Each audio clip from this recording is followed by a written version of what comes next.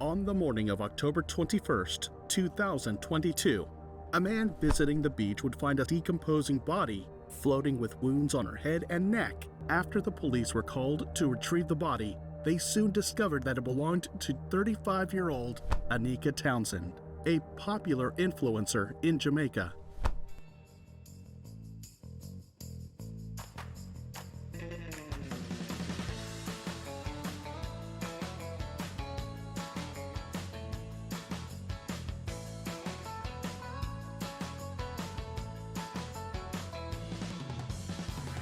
She cried and keep it up on the earth more. Make she cry. She birthed her baby and bring her for 9 months.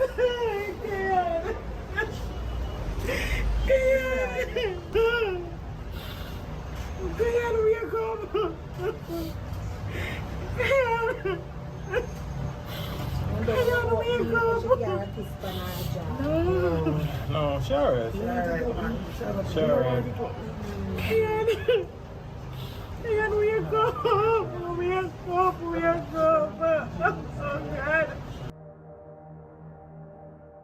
As we explore the details of what occurred that night, we offer our sincerest condolences to Anika Townsend's family, friends, and the many admirers she touched through her vibrant life. Also, we would like to take this crime case as a close reminder to everyone to be careful with who we trust. Anika Townsend was born on December 6, 1986, and she was also known as Cayenne to family and friends, and Slickiana to fans. She was living in Montego Bay, a city known for its tourist attractions and beautiful coastlines. This bustling city had become where Anika found both opportunity and success, particularly through her growing social media presence. Anika's roots were firmly planted in Jamaica. She grew up in a waterhouse, St. Andrew. As the second child among 4 children, Anika had a close relationship with her mother, Joy Smith, who was often seen as her pillar of strength. She had also 3 siblings, including her brother, with whom she shared a tight bond. In her early years, she attended Marvelly Primary School, leaving after 6 years to further her education at Edith Dalton James High School. While there are not many records of her college education, everyone who knew her said that she had a superb fashion sense, which would later help her gain followers on Instagram. Throughout her life, Anika remained closely linked to her Jamaican roots, having been born and raised there. The cultural vibrancy and scenic beauty of Jamaica were the main focus of the content she shared on her social platforms, offering her followers a glimpse into her world. One part of her life she did not share on social media was her time with her son. You see, Anika had a 12-year-old son, but she kept her life with him private and separate from social media.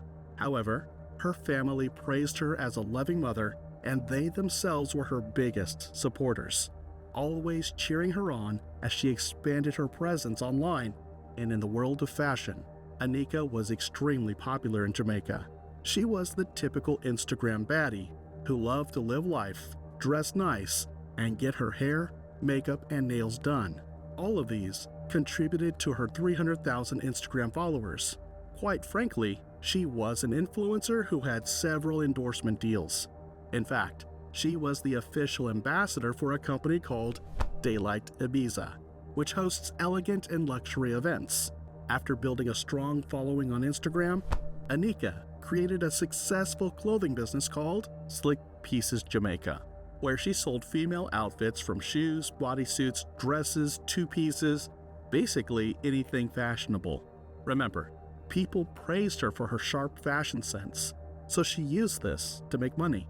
Anika reaped the fruits of her hard work because on July 21st, 2022, exactly 3 months before she was brutally murdered, she posted a video of a brand new Suzuki car she had bought on Instagram.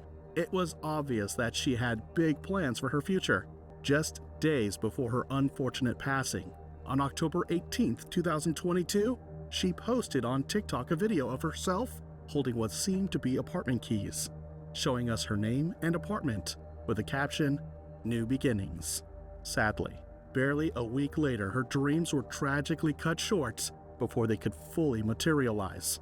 So how did it all end for Anika? And who is the monster that brought her fast trending life to an end? Let's answer these burning questions. By the way, I post true crime and strange cases here weekly, so if that sounds like your kind of thing, please consider subscribing. It helps a lot. On the 20th of October, 2 days before her body was found, Anika had traveled from Kingston to Montego Bay, where she was meeting with a 33-year-old man named Rashawn Chizzy Patterson. These two were not known as a long-term couple, and there is no mention of Rashawn being her boyfriend. Most likely, they were still both getting to know each other before moving on to the next stage of their relationship. In a comment on social media, it was revealed that she met Rashawn Patterson on Instagram, and they had only been texting for 12 days. However, this information is not reliable. Rashawn picked her up around 7:30 p.m., and the two visited a restaurant in Hanover, and then proceeded to a guest house in St. James to spend the night. However, at some point during the night, an argument escalated between them, leading to Rashawn strangling Townsend and later disposing of her body. It is unclear whether he had any help in doing this, but somehow he was able to successfully leave the guest house and dump Anika's body in the ocean. At about 9:30 a.m., Anika's body was found by the beachgoers, who immediately contacted the local authorities. Officers from the Marine Division Jamaica Constabulary Force were brought in to help in retrieving her deceased body. Her body was found injuries around her head and neck. A towel covered in blood and a wig were also pulled out along with her body from the sea. A forensic team would later determine that Townsend was murdered between 11 p.m. on October 20th and 9 a.m. on October 21st. Anika Townsend was laid to rest 5 days before what would have been her 36th birthday at Dovecot Memorial Park in St. Catherine on Thursday after a brief service at Webster Memorial United Church in St. Andrew. She was dressed in white from top to bottom in a casket adorned with her photographs. Anika Slickiana Townsend looked the part of a precious gem, as described in her funeral program. To honor Anika, family and friends wore red, which was her favorite color. Her mother's pain was raw and heartbreaking to experience during the funeral.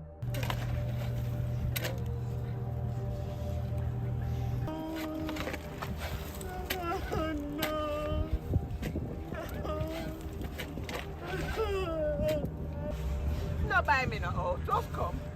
Me no want no house. Me live already, come. No, not bother buy me no house. Me alright now the one room. Come. Come back. No. No. According to the aunt, the mother and daughter last spoke on October 19th, just 1 day after they had a birthday dinner for Joy Smith. The next news she would hear about her daughter was that her body was discovered. Anika's coffin was adorned with several flowers placed by family and friends because she was buried. As the last person to have been in contact with Anika, Rashawn was named a person of interest in a press release issued by the police on the 22nd of October, 2022. The police stated his involvement in the case could not be overlooked, as they believed he could greatly assist with investigations, so he should visit the police station by 5 p.m. that same day. But Rashawn refused to make himself available upon request. Have once again renewed their call for the person of interest in connection with the death of 35-year-old social media influencer Anika Slickiana Townsend to turn himself in. Rashawn Patterson, whom the police say they believe can assist them greatly with their investigations into the death of Ms. Townsend, had not made himself available. Patterson was given a deadline of 5 o'clock Saturday afternoon. Up to news time this evening, there has not been any report that he has complied with the order from the police. Senior police investigators probing the case say that based on preliminary investigations, the deceased woman was last seen alive in the company of Patterson at a popular restaurant in Hanover. The lawman, while quick to point out that Patterson is just wanted for questioning at this time, explained that he is no stranger to the police given his history. Maybe he thought that he could remain in hiding, but after many appeals for him to turn himself over to the police for interrogation, he was found at a guest house during a high-level intelligence-driven operation on November 2nd, 2022, and later arrested. Roshane Patterson, the person of interest in the murder of social media influencer Anika Slickiana Townsend, is now in police custody. It was after this man was arrested that it was discovered that in Montego Bay, Anika wasn't dealing with just any man. She was dealing with a predator, a man who had harmed women before and clearly had no intention of stopping. But he was not going to jail alone. A 47-year-old security guard, Rohan Rose, was also charged with misprision of a felony in the matter. Rohan's case was because he either aided the crime or refused to immediately contact the authorities. Although it was not specifically mentioned how long these two would spend in jail, because they haven't yet gone to trial, Rushan could spend a long time in jail and maybe even given capital punishment. On November 11, 2022, Rushan was charged with first-degree murder. In a shocking twist, it wasn't just Anika's murder Rushan was facing in court. We discover that Rushan was also charged with intent to rob his ex-girlfriend, stemming from an incident that occurred on November 3, 2018. But the question lingers, why was someone as unstable as he left alone to walk freely without any punishment or professional help? Many people have questioned the justice system in Jamaica and wondered why Rushan was not rotting in jail. The discovery of her death shocked not only her family but also the online community that had followed her. She was a mother to an amazing boy whose information is being kept anonymous. She was a daughter, sister, niece, and a role model to those who followed her. On the 8th of September 2024, a woman was brutally murdered by her Uber driver. This lively young woman had gone out to work on a Saturday night to get extra cash. She decided to go home and had ordered an Uber car ride from the driver, Francisco Valadez. Francisco was actually a virgin. Shanti insulted his body, which enraged him. In a fit of anger, Francisco shot her in the head. After the shooting, he pulled Shanti's lifeless body out of the car and left it behind a concrete barrier at the end of Wagner Lane. He also confessed to trying to engage with her body even after she had died. As a woman, this hits differently for me. Women, girls, mothers, they have a right to exist freely in our community without fear of something heinous happening to them. They have a right to walk, bike, order a ride share without fearing something bad will happen to them. Say, hey, mama, what y'all doing? That's what my heart's saying. Shanti Dixon was a 30-year-old mother of two beautiful kids, 13-year-old Deshawn and 10-year-old Shanti, who she loved and adored. She was the oldest daughter out of her siblings, so she had the responsibility of taking care of them. This did not bother her so much because Shanti was a family kind of woman. She was close to her mom, her sisters, her nieces, her nephews, and especially her kids. As for her career, she worked as a stripper and as an OnlyFans model. She loved her job and was proud of it, more so because she made a good living from it, enough to take care of herself and her family. For people who might not know OnlyFans, it is a subscription-based social media platform where users can sell a variety of content of themselves to others for a monthly fee, sometimes yearly.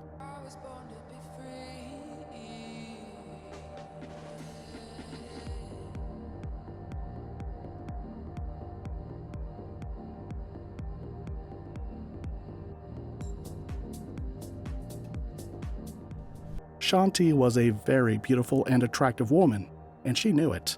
She posted drop-dead gorgeous images on her Instagram and was admired by all of her 28,000 followers. Her infectious smile and charm won the hearts of many, so it's no surprise she did well at her job and with interacting with people.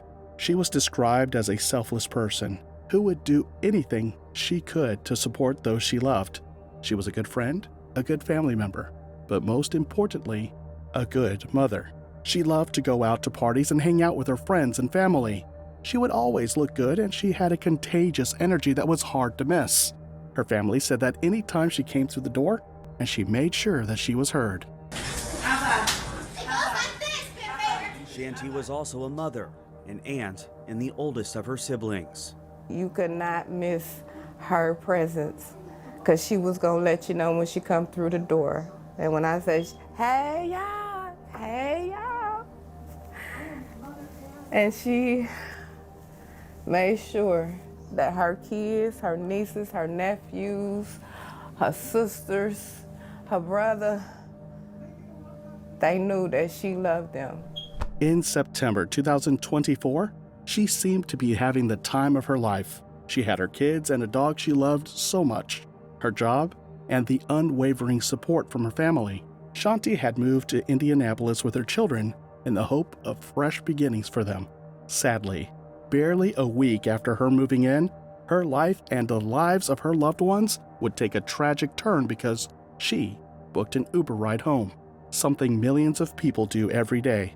For Shanti, this would be her last Uber ride. On the 8th of September 2024, Shanti had gone out to work, and at 3:30 a.m., she took out her phone to book a ride back home with Uber. Shortly after, at 3:34 a.m., Shanti's ride arrived, and she was on her way home. Her Uber driver was Francisco Valadez, a 29-year-old man. When Francisco pulled up at Shanti's location, he was immediately attracted to her. She was a very beautiful young lady, so this was not surprising. However, he decided to take the wrong approach towards her by making inappropriate sexual advances.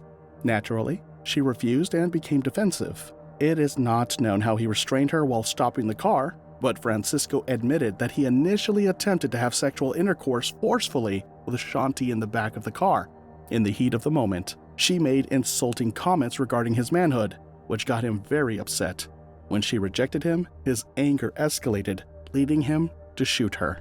After killing her, he carried her naked body to the woods behind a concrete barrier before proceeding to also violate her remains.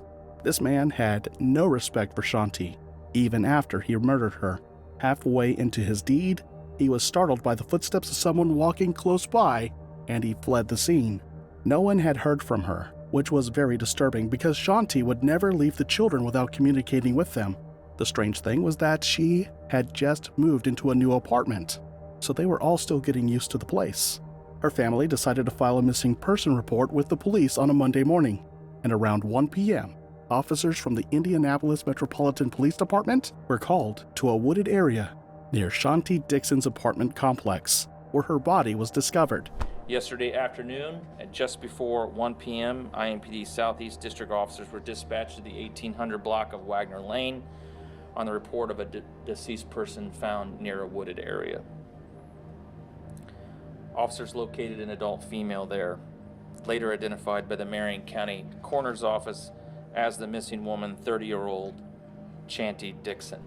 This is where Shanti Dixon's body was found, in the woods on a dead-end street on Wagner Lane. It's also just a few feet away from her apartment. When the police arrived, they found Shanti lying face down, naked and unresponsive. This was strange, and the sight was horrific. The coroner later identified her and confirmed that she had been shot in the head.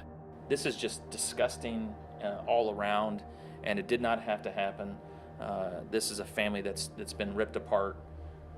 This woman is gone from the world unnecessarily by an evil act. Shanti's mother, who had been desperately searching for her, told the police that her daughter had last been seen after finishing a late-night shift on Sunday. She had ordered an Uber around 3:30 a.m. to head home, but nobody had heard from her since. Also developing tonight, we're hearing from the family of a young mother who police say was shot and killed by her Uber driver. As Risa Dixon lights her cigarette, she begins to cry when thinking about her daughter, Shanti. My heart is saying that she's going to walk through the door, say, hey, mama, what y'all doing? That's what my heart's saying, but I know she not gonna physically walk through the door. During a search, 2 cell phones were found near Shanti's body. They both belonged to her. With the help of her mother, who provided the phone passcodes, the police were able to find very important details that led them to the Uber driver who had picked her up that night, 29-year-old Francisco Valadez. Seeing as he was the last person to have any form of interaction with Shanti within the last 24 to 48 hours, he became a person of interest. The Uber records showed that Shanti had been picked up in the early morning hours and had made a stop before being taken to her home address at Earhart Street. Francisco's car, a BMW with an Indiana license plate, became a key piece of evidence. When detectives questioned Francisco, his story raised suspicions. Court documents say her Uber driver, 29-year-old Francisco Valadez, picked Dixon up around 3:30 Sunday morning from work at Sunset Strip off West 16th Street. He told police that he did pick up Dixon on Sunday, and at first said nothing unusual had occurred. When confronted with evidence by police, Valadez changed his story and said that he heard a gunshot after dropping her off. He then claimed that a man with a gun had attempted to rob Shanti and shoot her, leading to a chaotic scene where she kicked herself out of the car. However, his story didn't add up, especially after his mother revealed that he owned a gun and had recently cleaned his car. The police seized his belongings and continued their investigation, deepening the case against him. Detectives took Francisco to the IMPD homicide office for further interrogations. Francisco, overwhelmed by fear, only worsened his situation by telling detectives different stories that didn't match up. Eventually, he confessed to what really happened. Police say 29-year-old Uber driver Francisco Valadez drove Dixon to the scene Sunday morning. Valadez told police he initially attempted to have sex with Dixon in the back of his car, but he got angry with her. He later admitted to police he shot her in the head in his car, then hid Dixon's body behind the concrete barrier. He also said he tried to have sex with her again. Dixon was found naked with a sweatshirt pulled over her head and arms, lying on her stomach. In the most nonchalant way possible, he said, "Okay, I shot her in the head. It was self-defense." Francisco tried to justify his alleged self-defense story by saying Shanti was hitting him in the head while driving, causing him to grab his pistol from the driver's side door and shoot over his shoulder. He admitted to dumping her body but mentioned that he wasn't responsible for what happened to her after that. Francisco tried to tell the police that Shanti had her clothes on when he dumped her, but how did he know that they found her naked? Suspicious, they pressed him further, and he later admitted the truth. According to this affidavit, Valadez gave several conflicting stories, but eventually admitted to picking up Dixon from her work. The suspect allegedly confessed he was a 30-year-old virgin and offered Dixon money to take his virginity, but he got mad when she laughed at him. After shooting the victim in the head and dragging her body into the woods, Valadez told police he tried and failed to have sex with her again. During a search of the suspect's home, police claim they found the suspected murder weapon, as well as bloody clothes and towels. This shocking confession provided the authorities with a clearer understanding of the crime, but it also raised even more horrifying details about what Shanti endured in her final moments. The rideshare app company Uber also expressed their sorrow and extended their condolences to Shanti Dixon's family in a statement sent to Fox News. The spokesperson said that the company felt sorry for Shanti's family and loved ones during this tragedy. They pledged their full cooperation with the Indianapolis police as they continued their investigation, and also stated that Francisco Valadez has officially been banned as a driver from the Uber platform. Uber emphasized its strong commitment to safety, highlighting its significant investments in making the platform more secure for all users. Uber also stated that users can now record audio during their rides to ensure an added layer of safety. Users